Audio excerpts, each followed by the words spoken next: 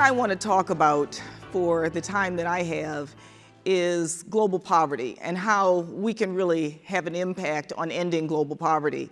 Since coming to CARE, one of the questions that I have been asked most often is, well, do you really believe that it's possible to end global poverty in our lifetime? Well, not surprising, I say yes, but it's not just because of the job I do, it's because of the people who I see and the work that many people are doing around the world is making such a huge difference in reducing extreme poverty around the world. And what I hope in the time that we have together is that by the end of this, you'll also believe that it is within our reach to end extreme poverty around the world. But let me start first by saying a few things about the organization that I work with, CARE, and then introduce you to some of the people who are giving me hope that we can make a difference, and then say a few things about what all of us in this room can do to make a difference to end global poverty. So CARE, as many people may know, CARE started in 1945 as an effort to help to rebuild Europe after World War II. We began by a very simple approach, giving essentials like food and other commodities through what is now iconic CARE package. As John F. Kennedy said in this quote, it wasn't just that we were giving commodities and supplies to people, but what the CARE package really symbolized for so many people around the world was a real way in which Americans could show their personal contribution to world peace and extend the sense of friendship to people around the world and in a language that all people understood. So it is in that beginnings that I'm so proud of an organization that really looked at that kind of friendship to people who one day were our enemies and the next day could extend a hand of friendship and an acknowledgement of global peace. CARE has changed like so many organizations. We couldn't stay the same. It was important for us to go from giving relief to really changing our approach. And so CARE, as was noted in the introduction, is now in some 80 countries around the world. We have a staff of over 10,000 people. Most of those people come from the very countries in which we work so that we can find relevant solutions that are relevant to the local populations because they understand those populations. In last year alone, we estimate that we reached somewhere around 120 million people, helping, as we like to say, helping to help communities live, learn, and earn by providing life-saving support through our programs in health and access to clean and safe drinking water, our programs in education, or in microfinance and agriculture. And we still respond to emergencies because the communities in which we work are those very same communities that are impacted by either natural disasters caused by climate change, flooding, desertification, or by human-made disasters. So we respond, but we respond in a way that continues our work for communities in the long run. But we've changed. As any organization that's been around for almost 70 years, we've had to adapt and change with the times and make sure that our approaches continue to be relevant. So now, instead of just focusing on the consequences of poverty and lack of access to basic needs, we also focus on the underlying causes. What are the roots? What are the underlying causes that keep people mired in poverty? We look at long-term impacts, so we don't just do projects that end within a year or two, but we look at how do we have a longer-term impact on the lives of the communities in which we work. And we work not only on relief in emergency situations, but go from the continuum from relief to recovery to development and building resiliency so communities that are affected by from time to time by emergencies are able to respond and bounce back better. So we help to build preparedness as well as resiliency. And we make sure that we have a diverse set of partners that we work with in the field, particularly focusing on local partners to build their capacity.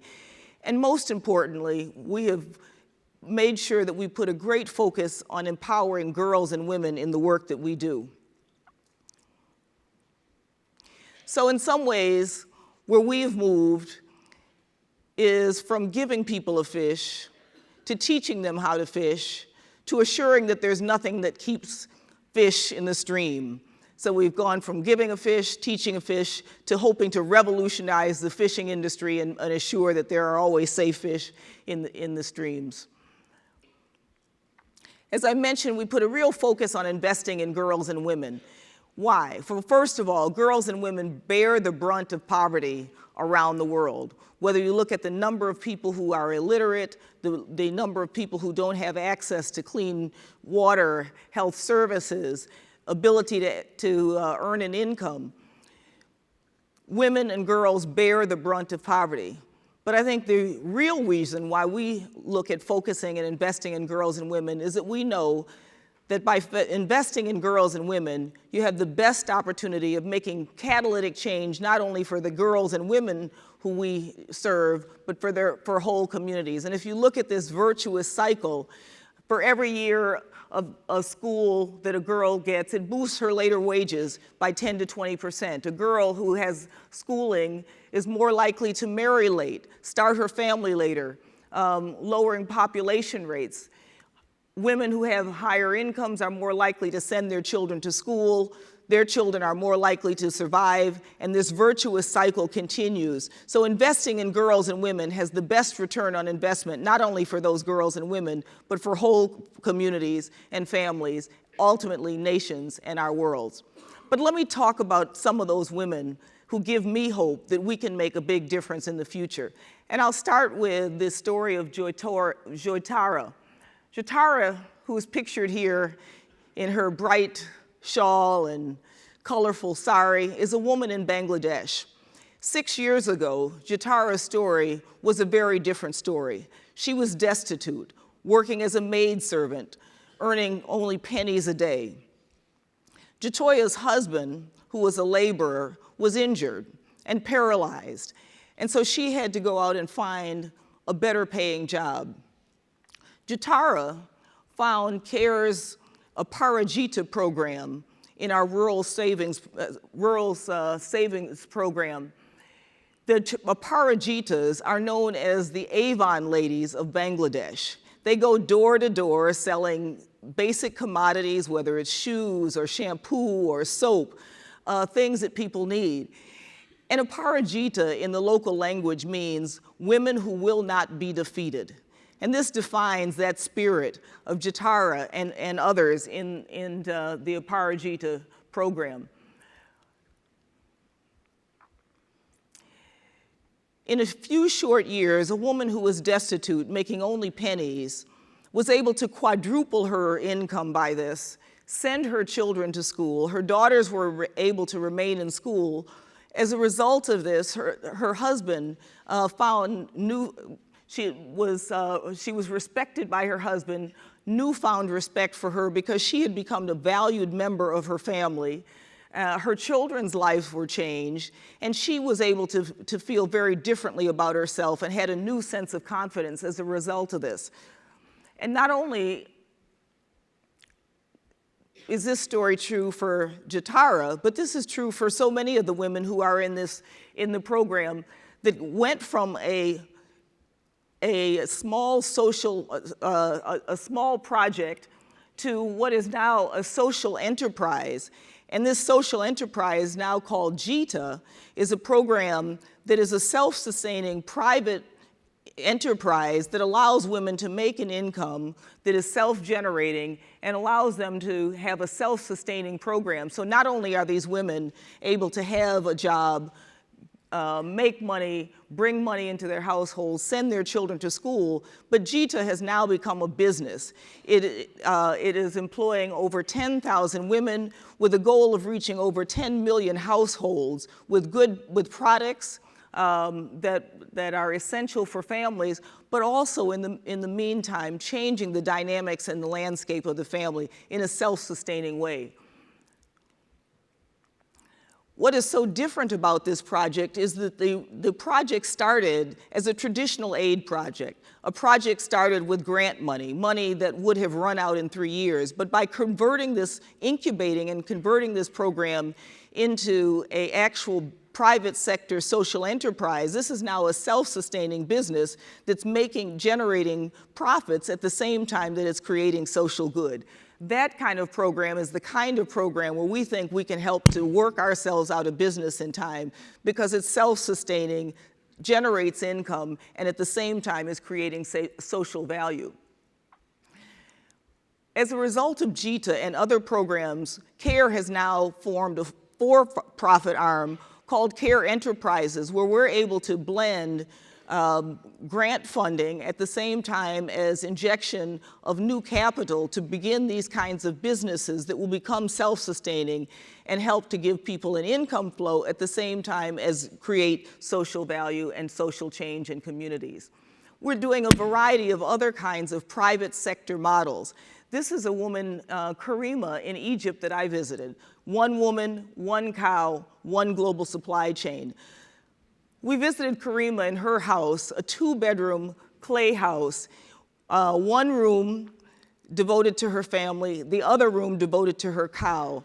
Karima is part of a community project where women are learning through the Danone company, the Danone dairy company, how to improve their yield, their milk yield for their cows.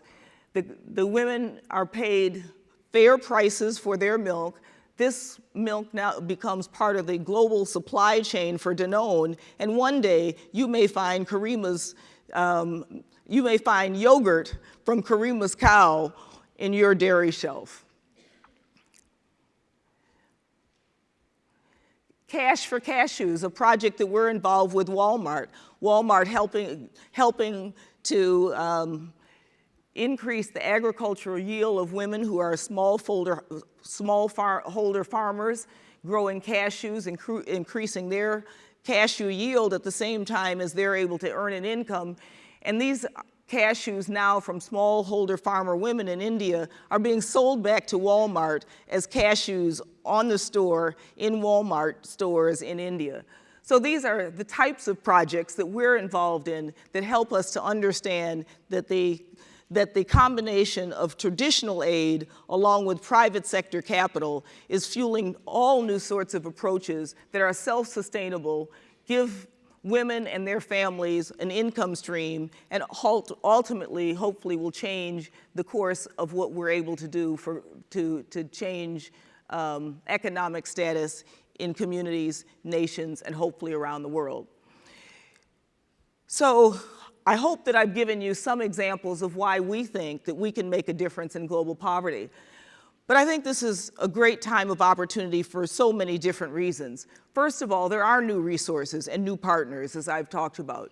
There's more political will today than ever before, whether it's the Millennium Development Goals or the fact that countries like ours and other countries around the world recognize that fighting poverty along with defense and diplomacy are important if we're going to have a better, more peaceful, and safer world.